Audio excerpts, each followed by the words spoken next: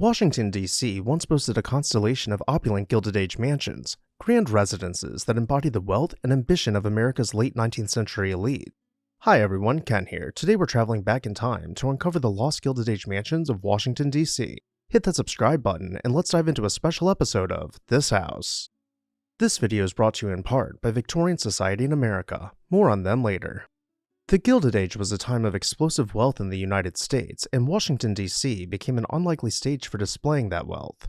Unlike industrial New York or Chicago, Washington's draw for tycoons and financiers was social and political. It was the nation's power center, and to have a grand home in the capital conferred status.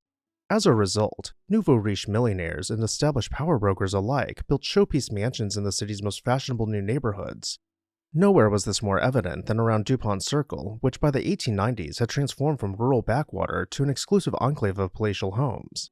Indeed, along Massachusetts Avenue, dubbed Millionaires' Row and known better today as Embassy Row, heiresses and magnates built Beaux-Arts palaces and Romanesque castles to impress Washington society. But not all grand houses clustered in Dupont. Some visionaries went to Meridian Hill, Lafayette Square, and beyond. The first lost mansion we'll explore was known as Aladdin's Palace.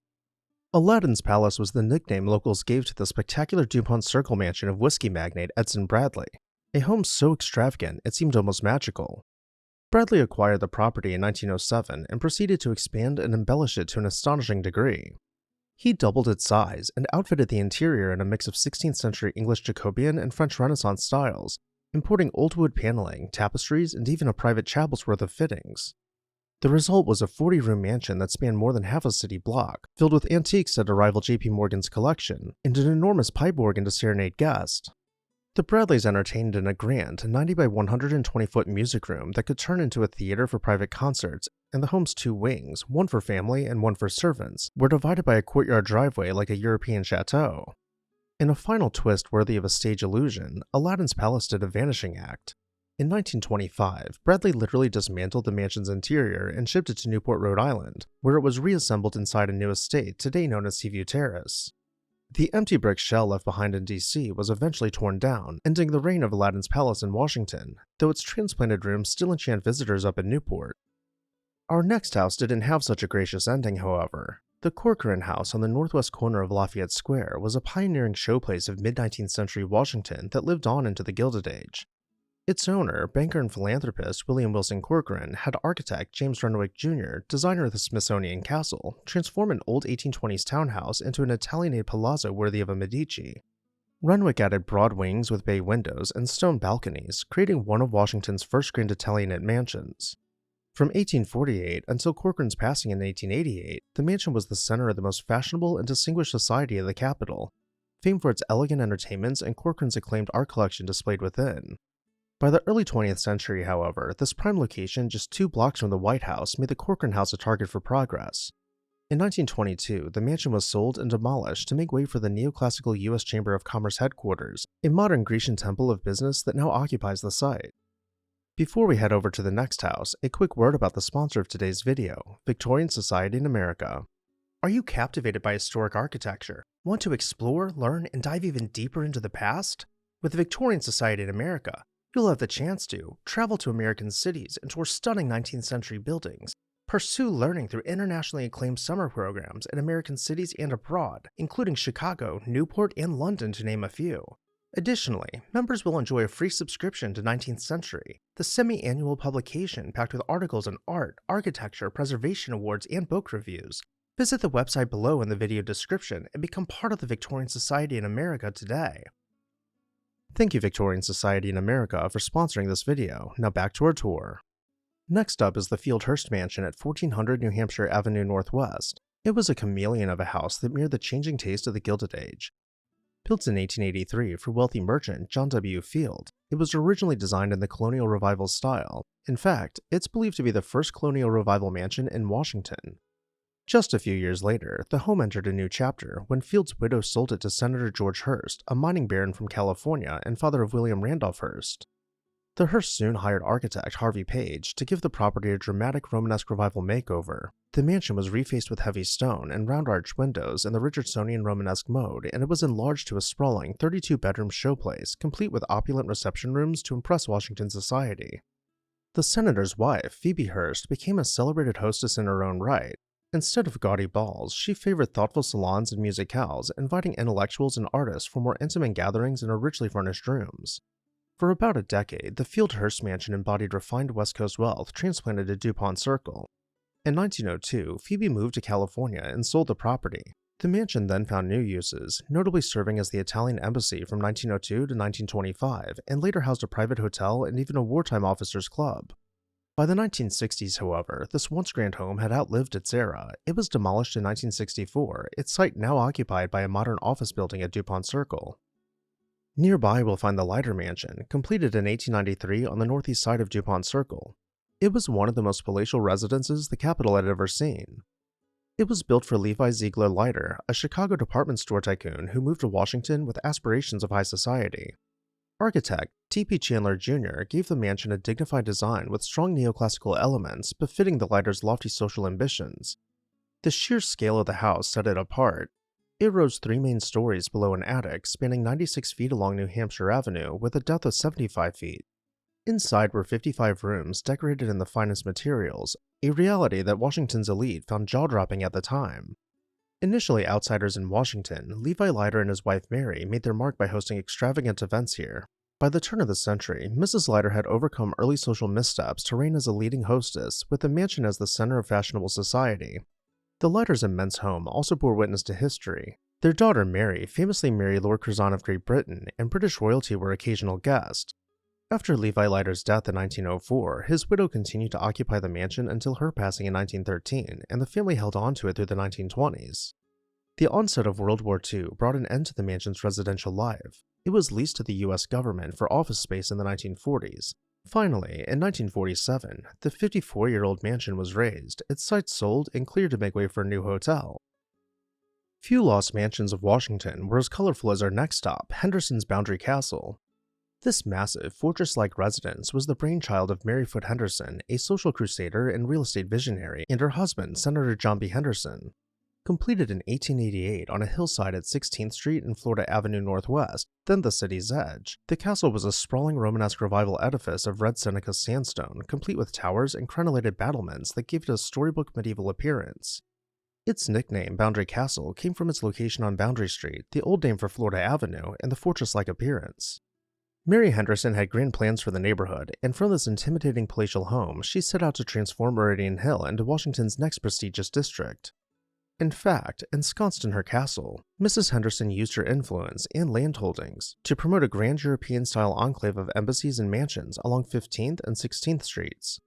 Many of the ornate townhouses and embassy buildings that still line Meridian Hill Park today were a result of her efforts. Boundary Castle itself was lavish inside. Reporters marveled at its Moorish entrance hall, oak-paneled dining room hung with tapestries, and a picture gallery turned ballroom, all settings for the Hendersons' frequent high society dinners. An invitation to dine with the Hendersons, dressed in Gilded Age finery, became a sought-after status symbol.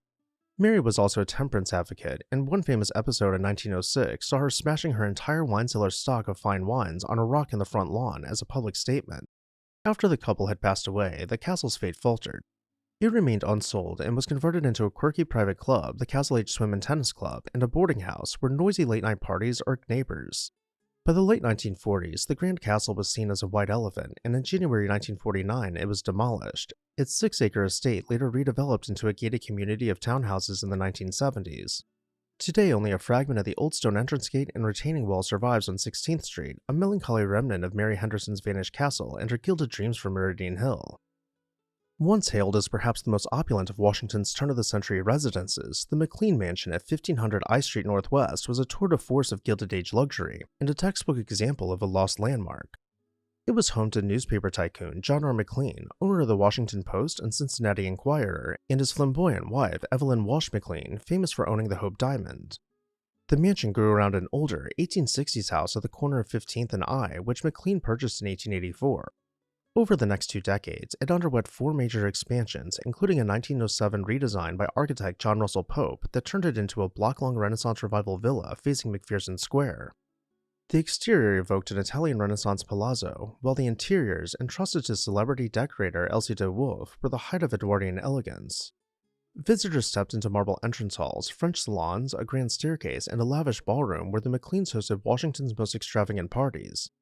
In an era of over-the-top entertaining, the McLean mansion was the place to be. Presidents, foreign princes, and high society danced under its gilded ceilings.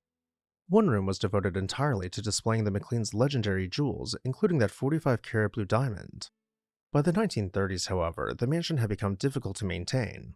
After John McLean passed away in 1916 and their fortune dwindled, Evelyn McLean leased the vast home to the New Deal government in 1935, its gilded salons repurposed as offices for federal agencies.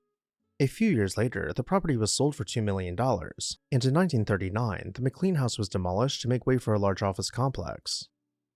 Tucked away in the Dupont Circle neighborhood stood the Schneider Mansion, a personal showcase for one of Washington's prominent architects and a casualty of changing times. Thomas Franklin Schneider, the architect-developer famed for designing the Cairo apartment building, built this mansion for himself in 1891 at the corner of 18th and Q Streets Northwest. Schneider chose the then-popular Romanesque Revival style for his home, constructing a robust red brick and stone structure with arched windows, turrets, and elaborate stone carvings that gave the house a strong character. Ironically, Schneider and his family didn't stay long in their mansion. In 1894, just a few years after moving in, they relocated to the ultra-modern Cairo apartments he had built nearby, preferring luxury with less upkeep. After changing hands several times, in 1958, the 67-year-old Schneider mansion was demolished. A high-rise apartment building now occupies the site. The first great mansion of Dupont Circle, and one of the first to vanish, was the legendary Steuart's Castle, built in 1873 for Senator William Morris Steuart of Nevada. Steuart, a silver mining magnate, invested a then astronomical $80,000 to build his Washington home in what was still a sparsely developed area. He hired architect Adolph Kluss, designer of the Smithsonian's Arts and Industries building, to create a 5-story mansion in the ornate Second Empire style, complete with mansard roofs and a prominent tower that earned the house its castle moniker. Locals jokingly called it Steuart's Folly, since in the early 1870s, Dupont Circle was considered too remote for such a palatial residence.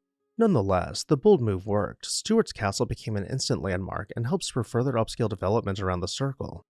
In 1899, Steuart sold the property to another Gilded Age titan, Senator William A. Clark of Montana, one of the richest men in America.